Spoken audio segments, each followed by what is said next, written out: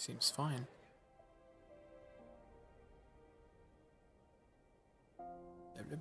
Come, you must have gathered by now that Tataru is given to exaggeration.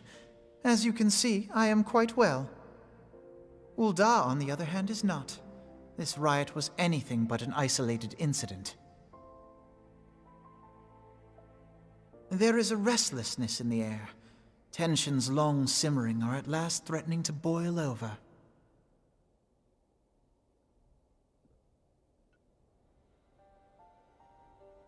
Ul'dah is a nation infamous for the great disparity between the wealthy and the poor.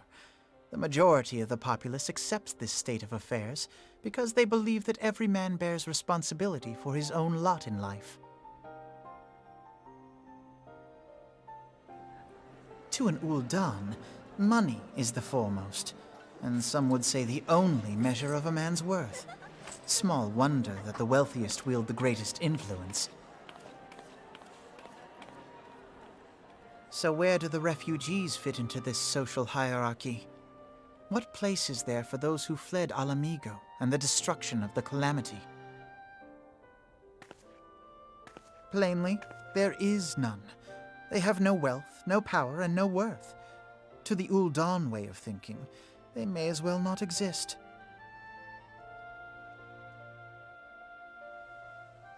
Choosing to ignore their existence, however, is patently not an option. General Rauban and the Sultana understand this, which is why they ordered the Immortal Flames to provide the refugees aid and succor. Yet none would dispute that the expenses incurred by this policy grow by the day, with no end in sight.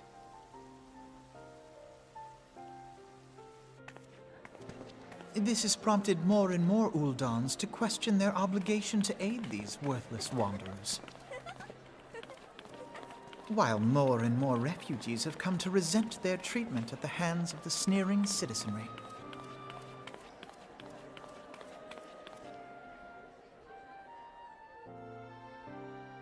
The manner of Lord Lolorito's refusal to grant the Dolmens asylum bespoke a disdain for all refugees, an attitude shared by the rest of the monetarists. And you may be sure they make no effort to conceal their opinions. It was only a matter of time before the refugees united in protest, nor is it any surprise that some among them would ultimately resort to violence.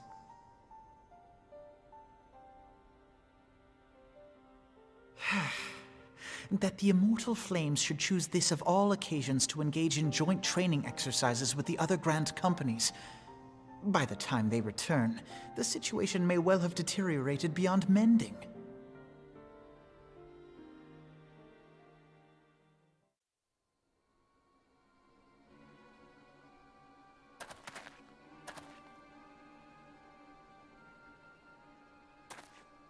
Blah, blah, blah.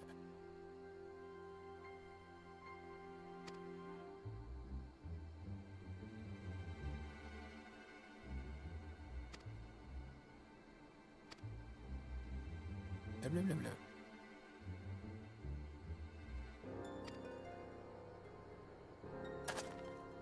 I'll kill you.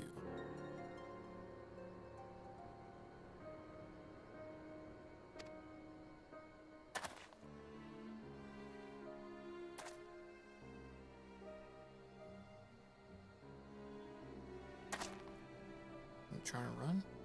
Kick your ass.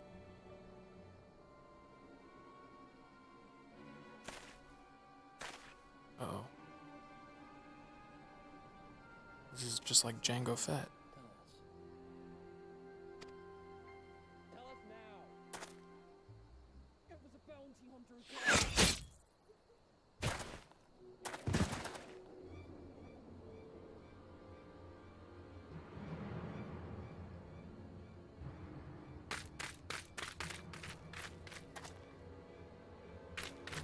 Seven health.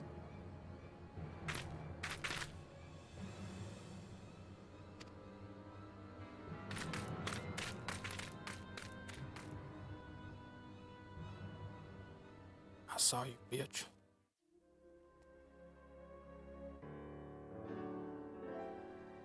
Commander Swift has kept us apprised of your recent activities.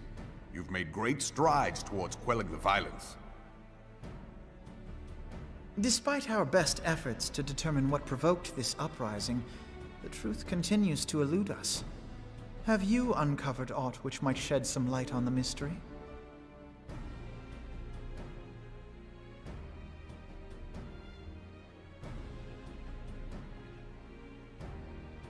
This information does not leave this room. The Syndicate's decision to reject the Doman refugees' appeal for asylum had lasting repercussions.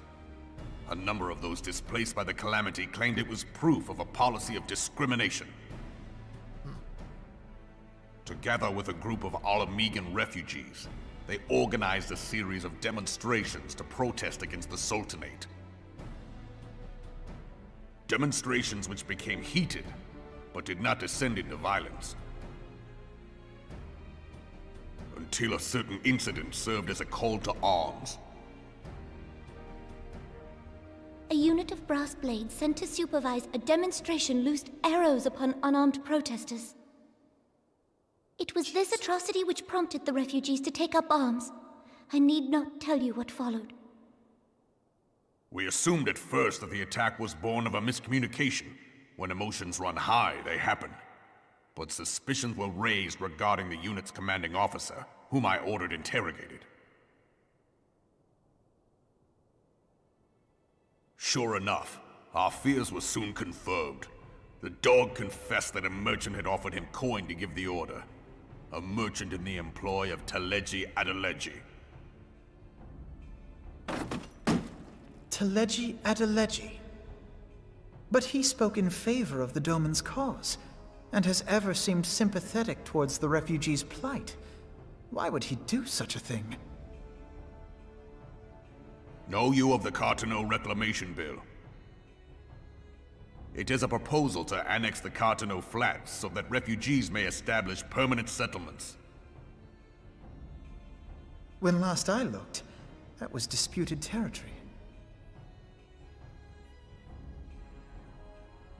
Aye. Some might even call it a battlefield.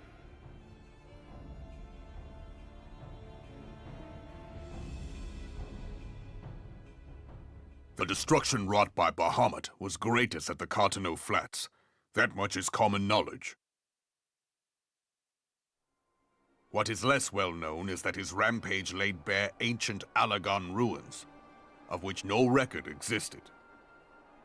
There are certain differences of opinion as to how these ruins should be handled, which is why each nation maintains a military presence in the region to this day.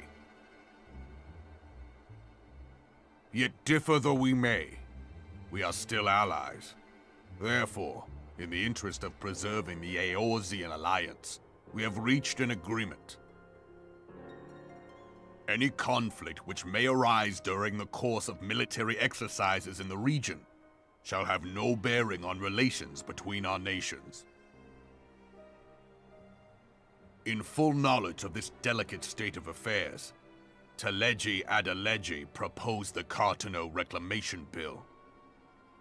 A shameless bloody ruse which stands to benefit him in but one conceivable way. If successful, he will gain control over the disputed territory under the guise of assisting in the resettlement effort. And you can be sure he'll build an orphanage next to every Alagon ruin.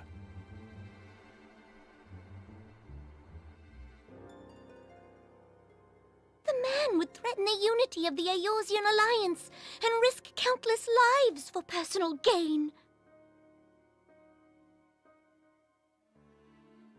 He walks a path all his own, independent of any faction and beholden to none of his fellows on the Syndicate. By inciting the less fortunate to violence, he hopes to convince others that the Cartano Reclamation Bill is the only viable solution. His sympathy for the plight of the Domans was not but posturing to gain credibility with the refugees. Of that there can be no doubt.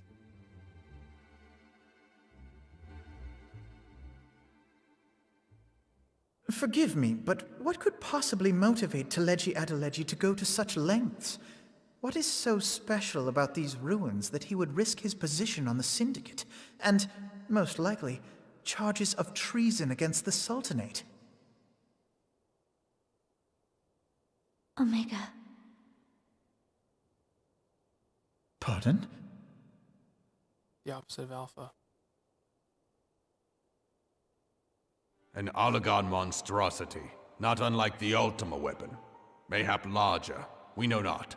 It has yet to be fully excavated. Oligon inscriptions indicate that it was created to fell Bahamut himself. If accurate, it might explain why Nail Van Darnus chose to bring the Red Moon down upon the Cotonou Flats. Given the ends he went to ensure Eorzea's annihilation, destroying the one weapon which could stay the Elder Primal may well have seemed like good sense. When first I bore witness to the power of the Ultima weapon, I doubted the evidence of my senses. And now you tell me there is another such weapon, one which could contend with Bahamut. Bahamut! Aye, we were skeptical ourselves. Truth be told, until the Ultima weapon's existence came to light, we thought the inscription had been mistranslated. At present, Omega is more akin to a fossil than a tool of war, having long since ceased to function. As such, its true potential cannot accurately be gauged. However, if someone were to restore it, as the Garleans did the Ultima weapon, I have little doubt that he would wield untold power. Power enough to subjugate Uldar like as not, and the rest of Eorzea besides, which is doubtless why Teleji Adeleji yearns to have it. That he should aspire to world domination. He who has ever walked 2 paces behind Lord Lolorito in matters of commerce. 'Tis in acknowledgement of his own limitations that he seeks this power. Woe betide us all should we allow him to have it.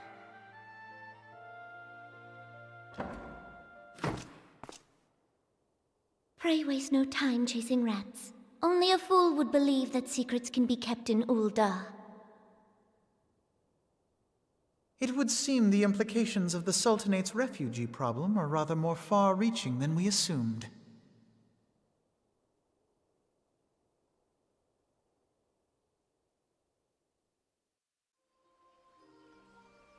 Scions of the Seventh Dawn, on behalf of the people of Gridania, I bid you welcome. Your presence is of great comfort to us all in these days of uncertainty. I summoned you here to share tidings of a most urgent nature.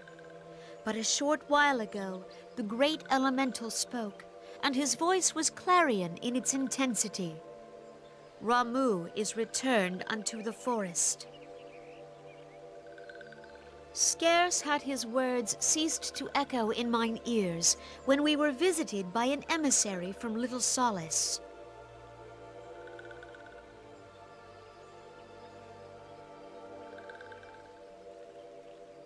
Our guest informs us that the Sylphs too have sensed the presence of the Lord of Levin.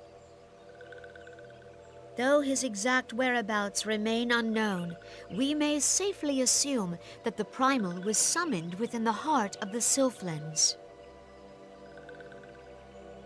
Unlike the other Primals you have encountered, Lord Ramu is no raging avatar of destruction. He is revered as much for his wisdom as his strength, serving as both arbiter and guardian to his children. Given that we and the Sylphs found a way to share the Twelves Wood, it is my hope that this sagely immortal will be amenable to reason, and that conflict may be avoided. Doubt. Blessed as you are with the power of the Echo, you are one of the few among us who may commune with a Primal without fear of influence. I would ask, therefore, that you represent us in this most delicate of negotiations. The Twelves Wood has suffered enough. Upon this, we and the Sylphs, and I would venture Lord Ramu himself, are in perfect accord. Let us not endanger our shared home by engaging in unnecessary hostilities. Dear friend, I beseech you, safeguard the peace which exists between our peoples.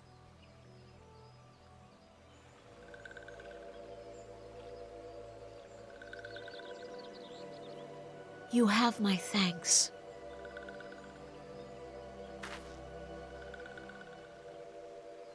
Pray make for little solace, then. A member of the Order of the Twin Adder awaits you there. He will advise you on how to find the Lord of Levin.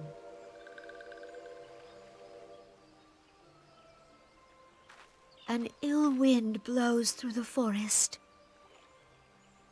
Shit winds are blowing. Yet, it is not only the Twelves Wood that flinches at its coming. All the lands of Eorzea shiver in dread anticipation. Have care.